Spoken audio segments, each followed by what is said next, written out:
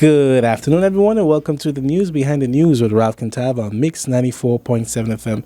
I hope that you guys have had a blessed day so far this afternoon. I'm glad to have with me Miss Sagan.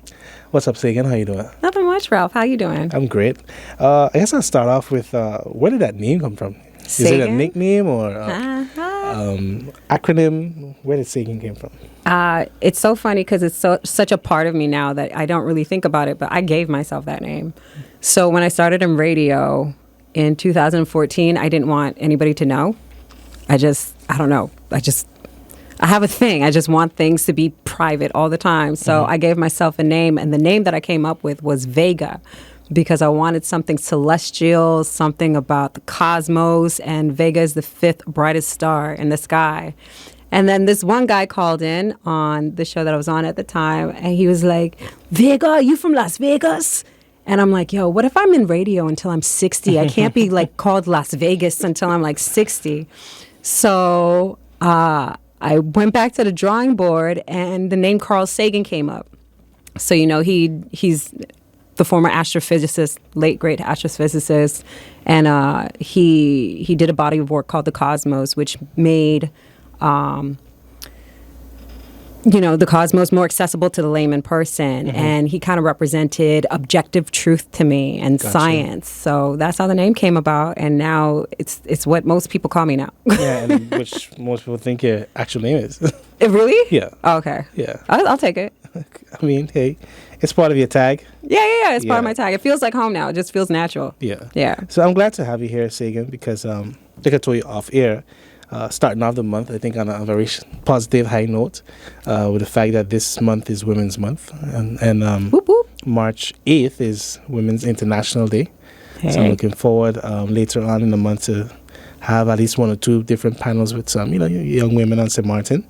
And with that, in particular, I was actually going through my YouTube, like the compilation of all my different guests. It's like, I think I could use some women highlighted on the program. And so with that, I said, we do have a lot of great women on our island. And with that, I think it's only fair to, showcase women from different backgrounds, different industries.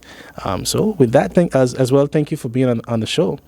So to start off, I guess I'm pretty curious about yourself. I'm going to pry a little bit in the personal side, not too much, just in a sense of curious about what are some of your fondest memories of growing up on the island. Growing up on the island. First of all, before I even jump into that, I love your show. Yeah, so pry away. Appreciate that. Favorite memories growing up on the island. I think the beach always kind of resonates with me. Just being close to the ocean, the sand, the blue water, all the birthday parties I've done on the beach, all the days with friends, and just growing up at a different stage in life, there's different beach activities, right? So when you're a little kid, you're playing sand castles. When you're a teenager, you're doing teenage things. Now as an adult, I'll just go to the beach and I'll just read. So that's one of my favorite parts about my country, is just my country's natural environment, which is the beach. Gotcha. Yeah. Okay. Yeah. Especially with childhood, what first comes to mind is Legalion, which was the family beach at the time. Yes. And that has beach. changed. Yeah. Yeah. So, for those of us who have those memories, it is, a cherished one, basically. My best friend was here with her son, and he was 3 at the time, and this was like a year or two ago, and I took them to Le Galion because I was like, this is the perfect beach for a little kid, but it's changed a lot. The environment has changed since Irma, but I'm glad we got to take advantage of it when we could. Yeah, definitely. And even with that, I think that's why it even goes to place emphasis on the reason why we must definitely care about the environment. For me, it's always first because of us. This is our space. We live here.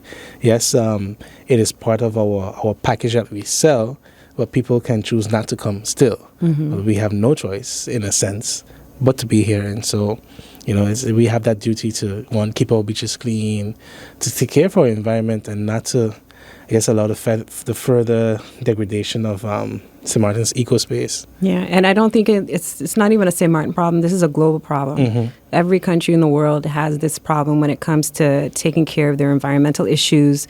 And I do like to see the efforts that we put out here. Like in the past few years, we can recycle now. I remember when I was younger wanting to recycle because I was used to doing it in Holland, and it wasn't accessible. And now every week I get to go to Meadowlands and put my recycling away, so it feels good to not be contributing to the dump every single week, you know? Definitely. Yeah. Yeah. So what's interesting is that, I really find your education background interesting in a sense of you started off with a liberal arts, humanities note, but eventually switched to MBA. So I'm curious about how that take went. So first off, then why liberal arts, why humanities?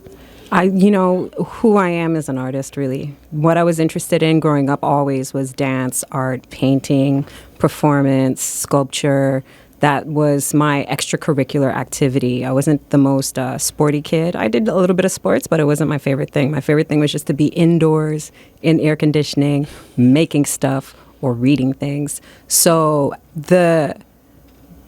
if people knew me when I was 18, 19, everybody would not be shocked that I went to art school. That's just who I was and what I was doing. And I still make art now.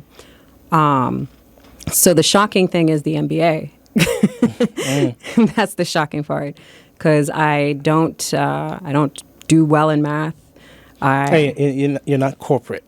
I'm not corporate at all. I'm very anti-establishment, very anti-corporate, very anti just large organization. I wouldn't say anti-large organization. It just doesn't fall within my interests. I think I'm not an anarchist, so I think there are uses for massive institutions if they're, executed responsibly. But that was the shock, was that I got that degree. And it was the shock that I got the degree, because it was a struggle. It was very difficult because it just didn't fall in line with my particular talents. I gotcha. So I'm curious then, even with what you said about how was it like for you in developing your identity, I would say. And I guess you would add that because of you had that prior interest in arts, that was that helped you solidify, yourself, your thoughts, your worldview, and so forth. No. Okay. No, I think I was very lost throughout most of my 20s. Like, I didn't know who I was, so I just did whatever was suggested to me, which is kind of how the MBA happened. Like, it's not like I sought out to do an MBA, I was kind of like, let's put it this way, gently suggested, maybe a little bit strong-armed to get the MBA. So no, I didn't really get a sense of who I was until I was much older.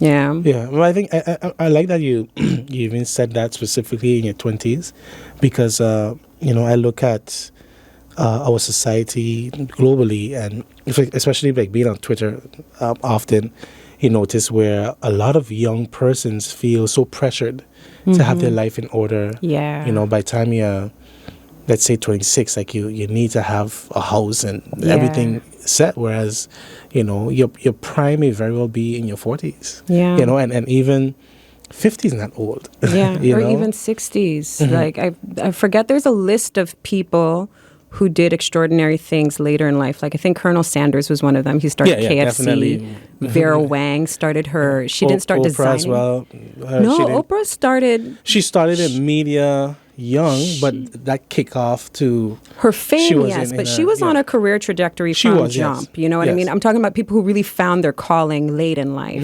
Like Vera Wang didn't know what she was going to do until she was in her 40s, and she's now the most famous wedding dress designer. The Barefoot Contessa, I think it was on that list in her 50s. She started cooking and entertaining, and now she has a whole conglomerate around all that kind of stuff. So I do have a sister who's in her early 20s, and she's in that spot in her life, and I don't want her to feel that pressure, because this is a totally different generation. If we were in the 1950s, 60s, and 70s, there was a formula for success, right? You do well in high school, you get into a decent college, you learn a vocation, you get a job, you sit at that job for 5 to 10 years, you put your first mortgage down. Unfortunately, the economy doesn't work that way anymore. And I think because a lot of us have boomer parents that have been fed that rhetoric, and they're disconnected with how things work for younger people.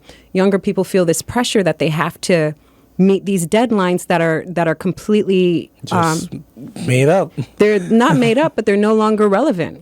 They're totally irrelevant right now. I think the most important thing young people can do today is to identify what are their internal limitations. If you figure that out, like what are your internal limitations, and you heal through those internal limitations, then you wouldn't have a problem with finding a purpose. You wouldn't have a problem with being productive throughout the day, because all of those internal things that hold you back, now they've been healed and released, and now you can move forward with ease. Okay, it's interesting. Like I made a note of what you just said. I asked, well, why limitations? Is probably because the way I look at it, often, you may be encouraged to focus, leaning more on your strengths, or that which you're quote unquote known for. So why tackle your limitations first? Because but I think most people will know their strengths to a certain degree. And if you don't know your strengths, yeah, definitely try and figure those out as well. But let's say in my case, like I always knew my strength was creativity, but because I had so many like internal stuff going on, it kind of acted like a wall of resistance to me doing anything anything substantial with it. Like I did get to work on some amazing projects, but I was never able to develop the career that I wanted because I had so much stuff going on in my head.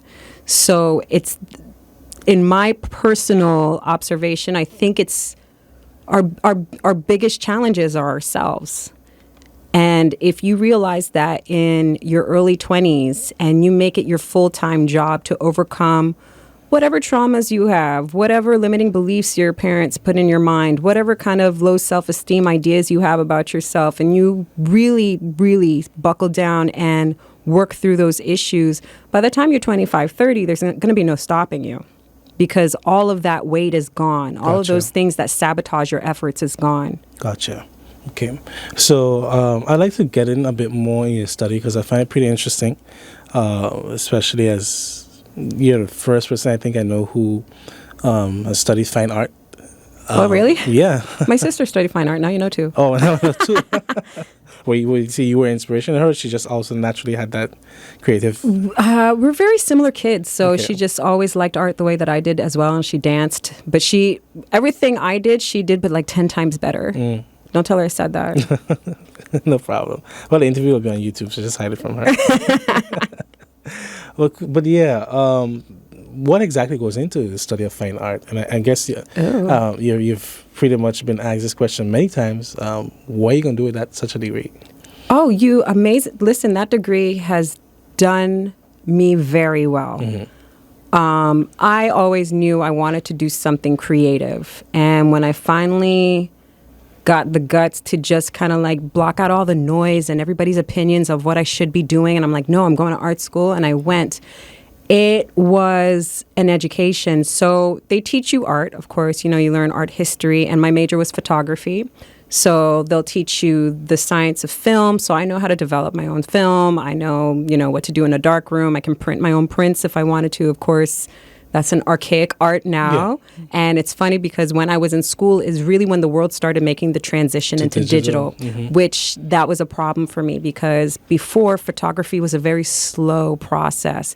You take a picture, you have to wait to get it developed. When you develop it, it could take about an hour to get that film developed. Then you have to let it dry overnight. Then the next day you get your paper, and then you do your tests, and you kind of figure out how much light you need to put in, how much shadows, how much depth, all this kind of stuff. So it was a slow process, and I'm a painter as well. So painting for me is a very slow process. When digital came around, it kind of robbed me of the way that I processed, because everything was so fast and so instant. So digital photography is something I really haven't embraced completely, but it was something I did learn when I was in school. So I know how to do Photoshop. I know how to set up all kinds of studio lighting. I know how to use all kinds of different cameras, film cameras, digital cameras. But they also teach you the business of photography.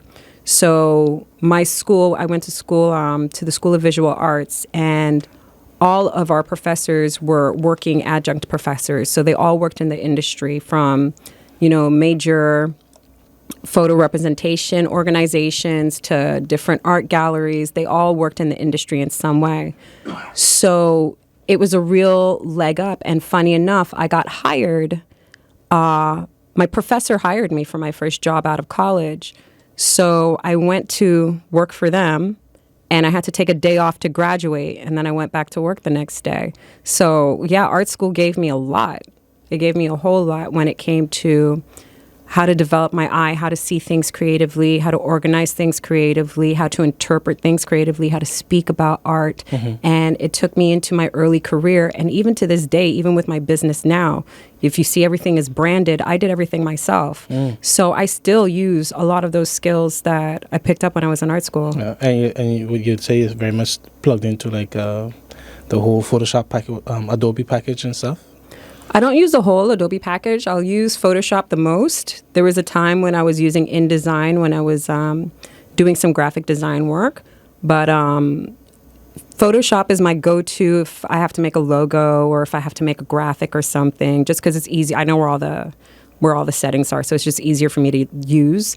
And then if I need it vectorized, then I'll send it to somebody and pay them to get it vectorized so I can like make it bigger and smaller. Gotcha. Yeah. Okay, that's very interesting. So that's the world of fine arts. Yeah. And even when you were finished, I know that in particular you joined the World Picture News. Yeah. But for one, how was it like in that environment though, especially it being in New York? Because New York is always seen as this absolutely cutthroat, It is. super competitive It is. city, and then God knows how many young people want to get into arts, and that you are also competing with. So what was that like? I think you're aware already. The stress levels were way too high, way higher than necessary. The cost of living in New York is already super high, and especially when you're working in media or any creative industries, because the demand is so high to work in these industries, people will work for peanuts. So you're always kind of watching your back, because there's somebody else who can do a better job and will work for less, like right on your tail. Yeah. So it was really, especially when it came to producing shoots, was a very high octane, kind of high stress environment, but I loved producing. I was very good at it. But film, I've always wanted to work on films, and I had a chance to work on some films, and I learned right quick that this is not what I want. It was just, I pulled a 22-hour day once, 22 Oof. Hours. Yeah, it was for a Suzuki commercial. 22 hours on my feet in Times Square. And they're like, who needs to pick up overtime? Like, me, I'm young and I'm broke. So I picked up that overtime, and I had to like return all the wardrobe that same day. Like, it was just chaos, high octane, high stress. And a lot of New Yorkers work that way, especially in that industry. And within that industry, there's like subsections that have different problems, like I worked mostly in commercial photography and some films, like some like movies. And then you have the fashion industry, which has its own set of problems. Like, there's a lot of rumors about, abuses going on, drugs, that kind of stuff. And so each one of their industries has its insidious kind of issues that everybody's aware of, but everybody's powerless against, and everybody's exhausted, and everybody's just working as hard as possible. It's a heavy machine, basically. I mean, that's a light way of putting it. It's a heavy machine. Because in a sense, it's like all you're trying to do is keep your nose clean. Yeah. Yeah. Well, not even keep your nose clean. Just keep up. Just keep up and stay in the loop. That's really what you're trying to do, is just stay in the fold, stay in the loop, and move up if you can. Just keep trying to move up and move around. But the nice thing about working in that environment is that's what aided to my work ethic today, which is where I kind of collide a little bit with my culture at home. I understand. But I'm really grateful for those experiences, because I think that's what's made me competitive. Yeah, and successful.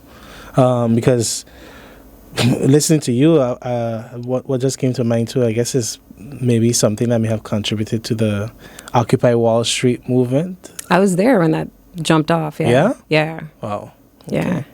You were a participant? No, I've never been activist minded ever. Yeah, Just arts. just art. Yeah, I just want to make. But art in itself is revolutionary, you know?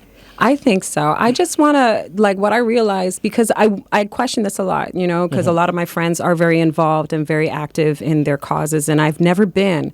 And I realized just my calling is to make pretty things and help people get to where they want to be. Like, that's on an individual basis. Like, I don't want to make any kind of big gestures, no big waves. I just want to be able to make somebody's day better, one person at a time. I like what you said, to make pretty things and help people get to where they want to be. Yeah. What was it like in terms of your journey of being able to simplify that, come to that conclusion? Oh man, that's, I don't know. That's a loaded question. How do I answer that? Because it's a whole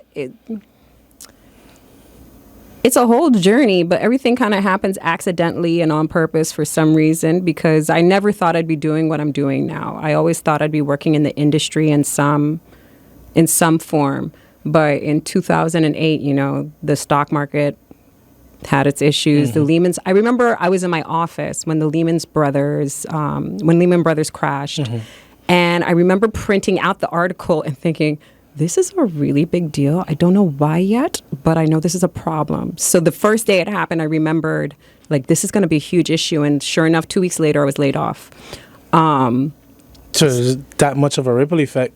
Yeah, because the first thing that, especially in New York, the first thing that people cut off is marketing, right? The marketing budget, which means that all my clients, all my photographers don't have work anymore. They're not putting in $30,000, $40,000, $50,000 in a photo shoot anymore because everybody's kind of hoarding their cash because they're scared of what they're doing. And a lot of people in my industry lost their, not only just jobs, but I lost my career in that 1 week.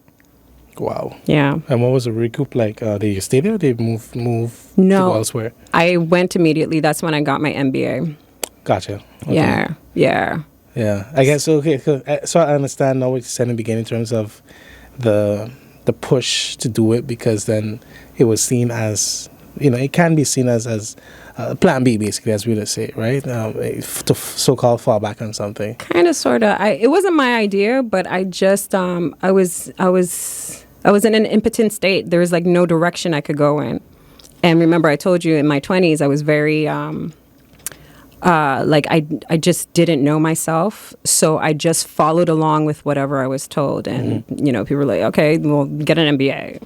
Like, fine. And yeah, I left and I went to this program where we studied in 5 different countries. And I earned my MBA in 11 months. Wow. Which school was that? Webster University, although I sing praises of School of Visual Arts and NYU. The 2 schools that I went to, I sing the highest praises of NYU and School of Visual Arts.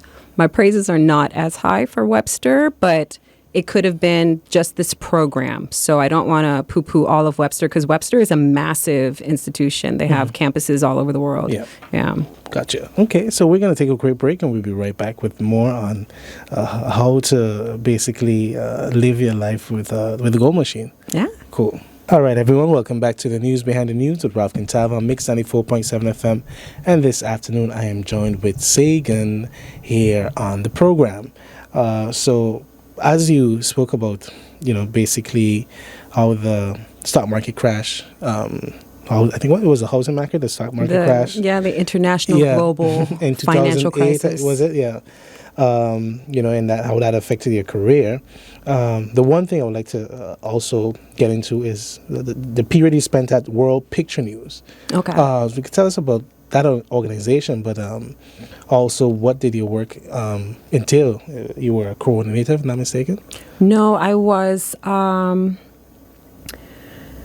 forgot, they gave editor? me, huh? Editor? Yeah, I was going to say they gave me a weird name like photo editor. Basically, I was an agent. I was a photo agent. Okay. But I was the head of the corporate division. So I worked, so remember I talked about my teacher hired me straight out of college. She owned a photo agency called I2I Photography. And they repped massive photographers, like really big photographers. You've probably seen ads from them and pictures from them and didn't even realize it was them. And that's when I first started producing shoots. So they let me take on these massive budgets and trusted little old me to put these massive shoots together. And somehow I made it happen. So I got fired from that eventually. Okay. I got fired from that. It was mostly a budgeting issue, and then I went to another agency called Greenhouse Reps. Again, phenomenal commercial photographers. Like, if I say the names, you probably wouldn't know the names. But I worked with some amazing artists there, and I quit my job there after about a year just because the organizational culture, I just didn't fit in with it.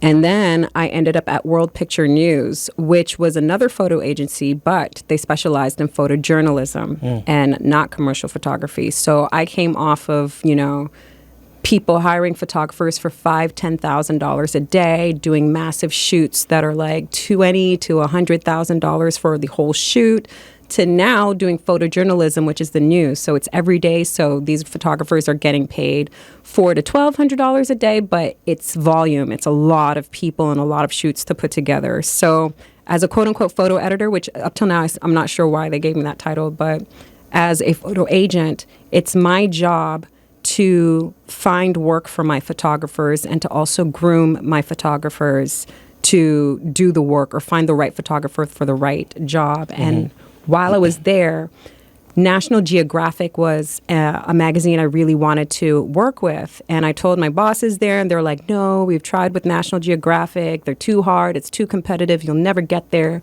And I'm like, no, I think Andrew McConnell, I believe his name was. I'm like, no, I think Andy is like an amazing photographer. He can certainly get work there. And they're like, no, it's never going to happen. So I went behind their backs. When Andrew came from the Congo where he was shooting, he embedded himself, a small little Irish guy, he embedded himself into the Congo and met some Congolese militia in the bushes and got their permission to photograph them.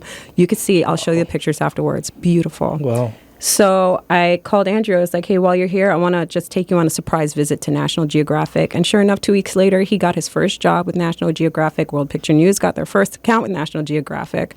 So those little wins over there were really precious to me because I was able to see like this artist had something to give to the world. And now he's working with the biggest natural publication there is. So that was World Picture News in a nutshell, and that's when I was working when the Lehman Brothers crash happened, and my boss ran out of money and laid us all off. Understood.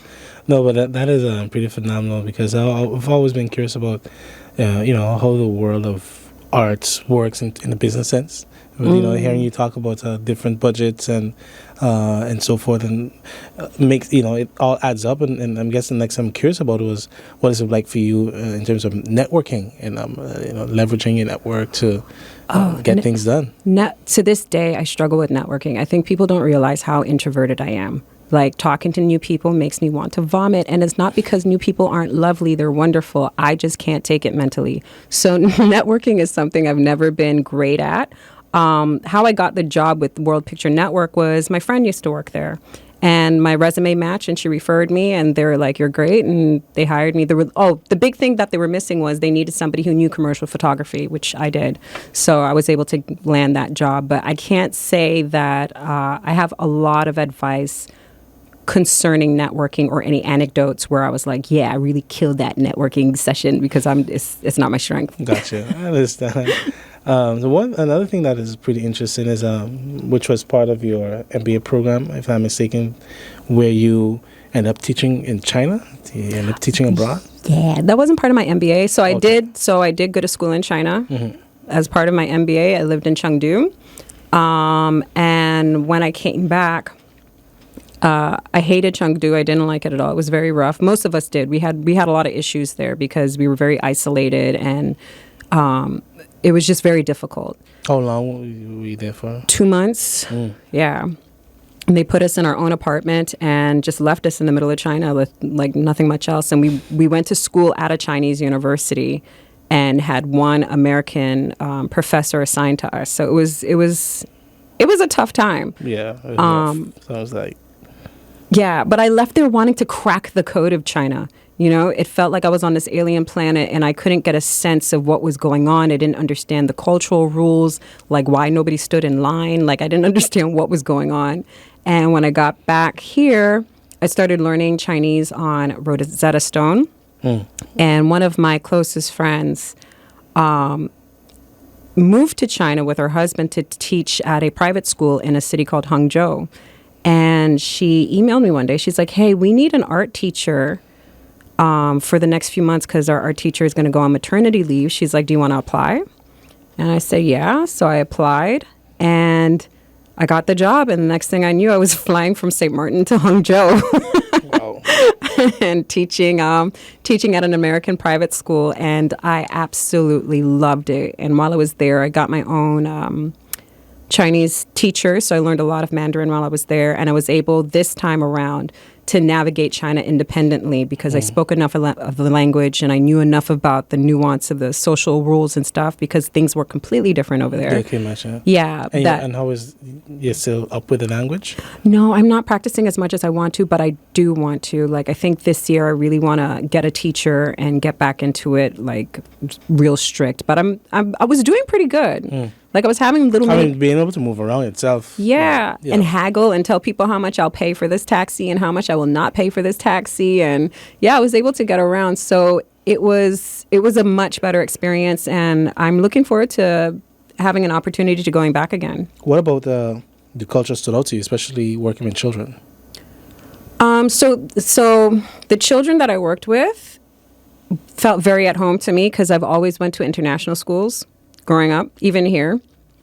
So there's a third culture with international students that if you went to an international school, grew up in it, you just know. So those kids were international school kids. So there was a familiarity, and a lot of the staff and stuff knew about the schools that I went to in Holland and stuff because they're all part of that international school circuit. So I didn't get a ton from interacting with the school because that already felt like I was returning to my own culture. But outside of the school, there was a lot of culture shock. Just being black in China is crazy. It really is the craziest thing. I saw a guy jogging. I was jogging with my friend one day, and we saw like a scooter, and it had to have been a mile down the river. And I saw he was black, and I was like, Josie, there's a black guy on a scooter over there. And he's zipping towards me and I'm running towards him. And then we finally meet. The two of us were acting like we've never seen, like we were old friends. Like, hey, what are you doing here? What's your name? Where you from? Yeah. So China's, I don't know how to describe the experience in China, but it was a learning experience. And I'm very grateful to it because I think a lot of who I am comes from these experiences when I put myself outside of my comfort zone. Gotcha. So, considering your MBA program, especially that you end up living in different places, basically 11 months, you said, right? I got my MBA in 11 months. Yeah, I think the whole program was 11 months. Yeah. But it felt like 11 years. But I guess, with that, how was it keeping up? Did you ever feel burnt out at any point? Yeah. Or did, again, I guess having that international experience, having traveled and so forth, made it easier to settle or deal with? Having traveled before did help me a lot more in the beginning because there was a lot of students who came from the States that had never left the U.S. that were in the program with me. And I think the first month or two, they had some struggles. We were in Switzerland for the first 2 months. But afterwards, the thing that was burning us out was the fact that you're getting a master's degree in a very short amount of time. And then on top of it, the program that I was in, they schedule something called corporate visits, where you go to the headquarters of like Bloomberg or Tommy Hilfiger or Heineken or, one of these conglomerates, Cat. We went to Caterpillar, which was a cool visit. HP in Switzerland. We went to see the CERN collider, where they collide the particles. So when you're studying full-time, you're living with the same 15 people full-time, and then on top of it, you're essentially going to work every day on these corporate visits. It's a lot. And then, of course, every couple of months, you're moving to a different country in a different climate with different languages. So there were times when it got tough, I think, for all of us. I think we all had a meltdown at some point. But if I had the chance to do it all over again, I absolutely would. And so, having been through all of those experiences, you decided to come back home, start your own business. What was it like for you in determining what you wanted to do? What was that process like? Or did you already know what you wanted to do as soon as you came home? Trial and error. Trial and error. Like, it was all trial and error. I finished my MBA. I was in New York for a little while and worked on a couple films, and came back here, and I actually worked in restaurants for a while. Then I started teaching photography for a while, and I tried to do the photographer thing for a while. But at the time, the market wasn't really ready for like the services I was providing. Now, the photographers that I see are amazing. It feels like people understand that this is a craft and this takes skill and it's going to cost money. And people, I think people are really embracing the photography culture a lot more now than when I tried to first start. So it was just a lot of trial and error. And when I came back from China, so at some point I taught in China, and I had a lot of time to think. I wanted to get a lot more productive. Like, I really wanted to get, because, I wasn't feeling as productive. Yeah, I was getting things done, but I wanted to be that person who just got all the things done, And I was like, oh, maybe I should work with a life coach. And life coaches are really expensive, and substitute teachers in China don't get paid much. So I was like, okay, well, what if I just studied to be a life coach and got a certificate? So while I was in China, after school, I took my life coaching classes online, and I got my certificate while I was in China. And when I came back, I just started just like a Facebook page, called it Goal Machine, and just gave advice on how to do things. And I even gave some customer service workshops and stuff here and there for anybody that asked for it. But I really wasn't taking it seriously, because at that time I had also entered radio, and how I got into radio was random as well. I got back from China. I was a little lost. I didn't know what was going on. So I have this spot that I go to think, and I drove to my thinking spot. And this ad came on the radio to go to radio school in Anguilla. And it just came. I was like, radio. Radio is that one media I haven't touched yet, because I've done film, I've done photography, I've done magazines. And you write too, right? A little bit, but not. Yeah, a little bit. Yeah, actually, yeah, I have. Yeah. I don't, writing is not my deepest passion, but I have written and I have done stuff. But, yeah, so I've done all these other things in media, and I even interned at Rolling Stone magazine, and I did all of these things. And I was like, radio is the last thing I haven't tried. So I called a friend who had a radio station. Immediately, I was on the radio the next week. And then sooner or later, Laser came about, and I've been at Laser ever since. Yeah. So while I've been at Laser, before Irma, I was very much into developing my show and trying to do something different that not everybody was doing, but also something that I found interesting, because I can't be the only person like me. Somebody has to find these weird stories interesting. Somebody has to find these weird facts interesting. So that's what I'm going to stick with. I'm not going to do anything that doesn't feel authentic to me. Yeah. Because it will come across that way too. Yes, it would come across that way. I would get sick of myself, and I don't like to be inauthentic. I don't want to pose in any kind of way. I just want to be me and just be left alone. Gotcha. So that happened, and then around 2019, I would say I picked up Goal Machine in a more serious capacity, and I started pitching business trainings, because I noticed that a lot of people were kind of where I was, in that feeling of, oh, I want to do more, I want to be more, I know I can, I don't know how, I'm a little bit lost. So I started pitching trainings, and then the pandemic happened, and I was like, all right, well, we got to switch gears, because businesses aren't opening, so I can't do business trainings if businesses are closed. So I started coaching one-on-one, because that's what I was certified for, and I have not stopped since. Gotcha. Yeah. Gotcha. No, that's pretty interesting. And with that, how was it like in building a business? Because you're starting off as a small business. You're the only person who is pouring in everything into your business, handling be it administration, the marketing, the plan, and all of that. So what was it like, I guess, in a sense, kind of bootstrapping, but building to the point where you would say, if you're in a comfortable state, but also now being able to pivot as well? You're saying how was it? Like I'm not still doing it. Like I'm still bootstrapping. I'm still doing the thing. It is. I just taught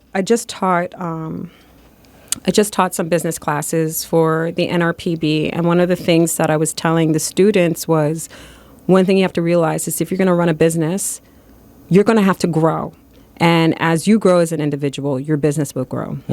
The reason is because, again, those limiting issues that we all have in the beginning, yeah. All those limiting issues that we have, that's what's stopping all of us from wanting to do what we want to do in life. It's not John and Harry, it's not the hurricane, it's not the pandemic. If there's something you want to accomplish in your life and you feel yourself wanting to do it and you're just not getting it done, there's something going on internally. So you're going to have to grow and develop from that thing that's holding you back. So as you start to grow, your business will grow. So one thing that I've noticed with myself is I've always had a hard time marketing. I've always had a hard time, even with my show, with Sagan's Playground, I always had a hard time marketing, getting on social media, talking about myself, promoting myself. And that's something I had to grow from. And now this year, I have a whole new marketing development plan. I'm working with some people to help me out. I'm looking for funding to try and do some bigger things in what I want to do in my marketing. But that was a big internal block I had to overcome. This idea of like, I can't talk about myself. I don't want to talk about. I understand. I actually perfectly understand that. Yeah, right. So that's if you feel like that's a hurdle, that's part of the growth. And once you grow from that, then all of a sudden that element of your business will grow. Your business is an extension of you. Yeah. It's an organism, to put it in a symbolic way, and it's going to flow and grow and develop as you grow and develop. And if you don't take care of yourself, your business will shrivel up. True. So, yeah. Sure. No, that's a very strong statement that you made, and it's so true. Because one of the things I appreciate is that with the work you're doing, now, I don't know if there are many people who did it in the past, but life coaching, helping people achieve their goals and reach their targets, I wouldn't say it's something that's pretty big here. So in a sense that you're also kind of breaking ground on the island as well, just by offering that kind of service. And so with that, how do you feel when you meet resistance, and what is your way of pushing through? Me personally, I have like systems and tools that I have in place. Like I have all these tricks in my back pocket just from all the reading and the courses I've taken, and I continue to read and take courses. So it depends on what the resistance is, but I find in general, the big thing we all have to do is if we're feeling that resistance, we have to identify what it is I'm trying to avoid. So like, let's say with the marketing thing, I'm not marketing myself. What is it? What is it about that? Well, I don't want to embarrass myself, or I don't want to market it and then fail, and then everybody knows the business is here and now it's failing and now I'm exposed. And it has and you'll find a lot of these resistant things will have to do with a fear of being vulnerable or a fear of being seen. So when you identify that thing that's kind of holding you back, then you can work on it. Then you can argue against it. Like, well, let's say I do make a social media post today.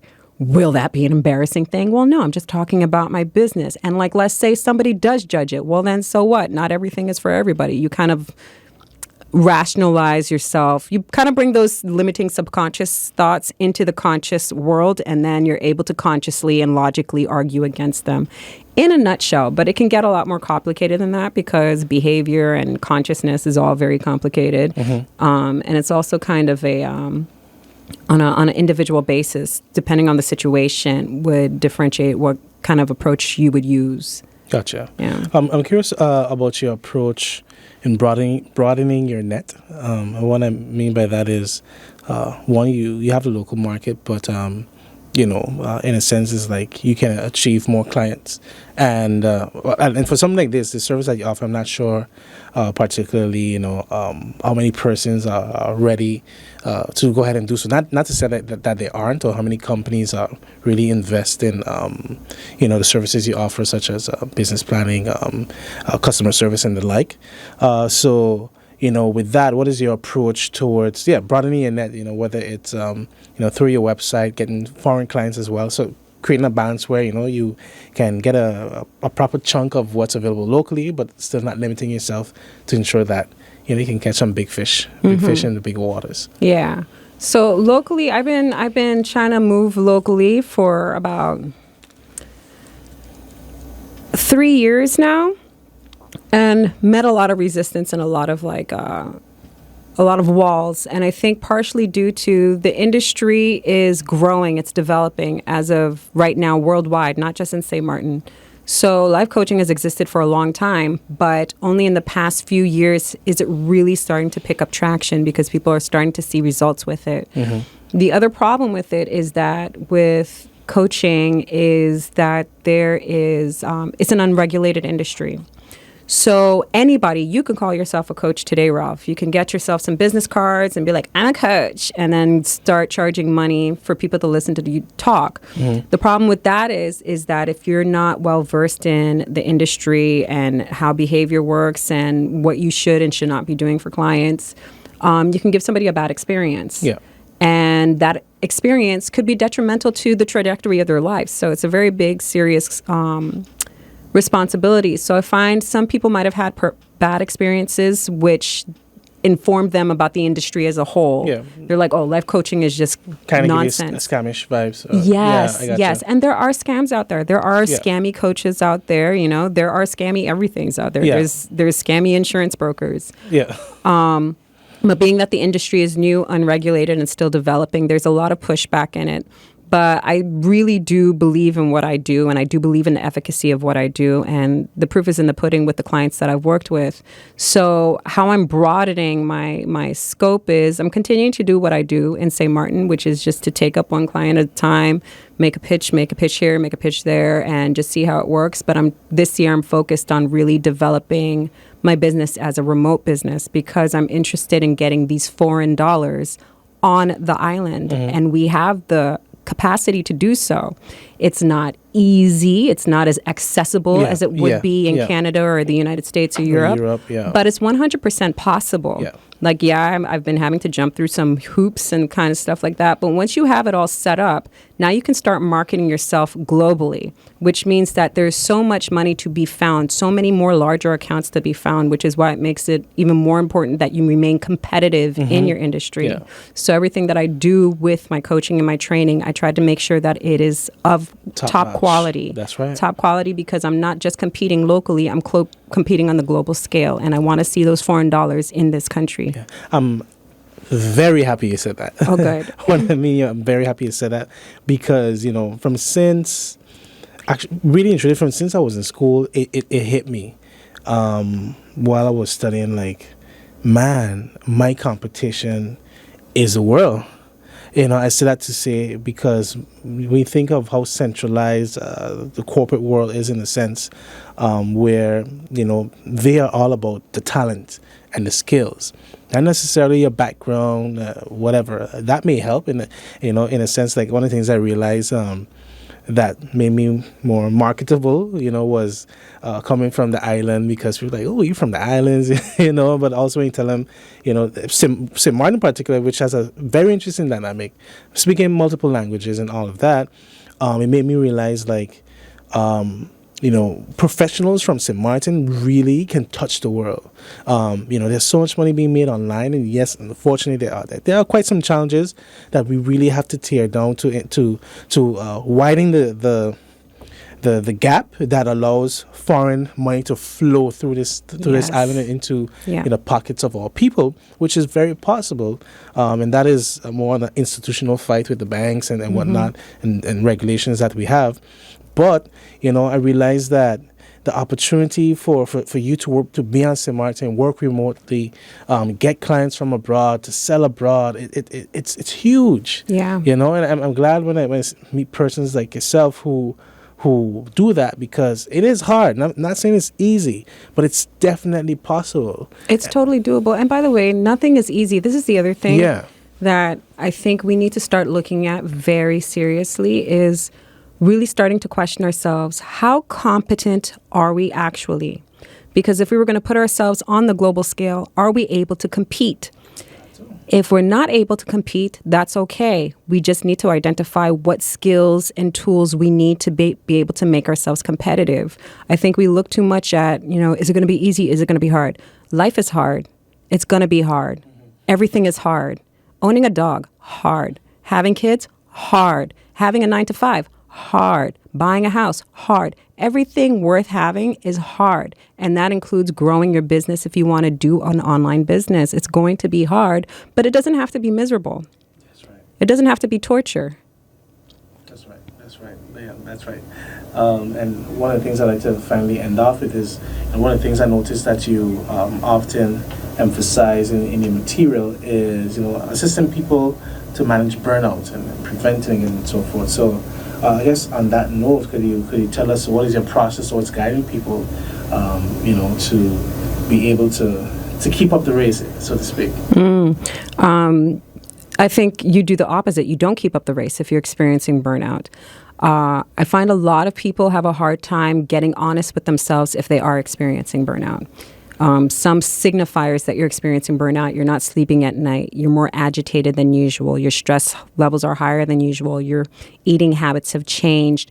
When you think about waking up in the morning, you're filled with dread and not with just a calm of like, okay, I just got to get up and do my day. If you are experiencing burnout, the first thing is to really identify it and identify all the ways that burnout is affecting you. And then start thinking about what can you do to kind of reset and recharge yourself. And everybody's situation is different. Some people can afford to like jump on a plane and fly to Miami for a week. Some people don't have that luxury. Okay, maybe you don't have that luxury, but do you have 2 hours this week that you can go to a quiet spot and just lie down and quietly meditate and just kind of think out all the things that have been bothering you? Do you have a journal? This is a big thing that I recommend every single one of my clients. Have a journal. If you're having a hard time, if you're filled with fear, if you're filled with anxiety, write those things down and then argue with those thoughts. And you'd be surprised at how effective that can be to alleviating some of that stress. So again, it's a lot of tips and tricks that you can do to start alleviating burnout. But I think the biggest thing is to be aware that you are burnt out and then have the entitlement to take that break that you need. Gotcha. All right, Sagan, I'd like to thank you so much for coming on the program. Thank you. Thanks for having me, Starting Ralph. it off on a very good note, so I appreciate that. And do look forward to interviewing you again later on. And to our viewers and listeners, thank you guys as well for tuning in into today's program. And be sure to join us again tomorrow. To take care and stay blessed.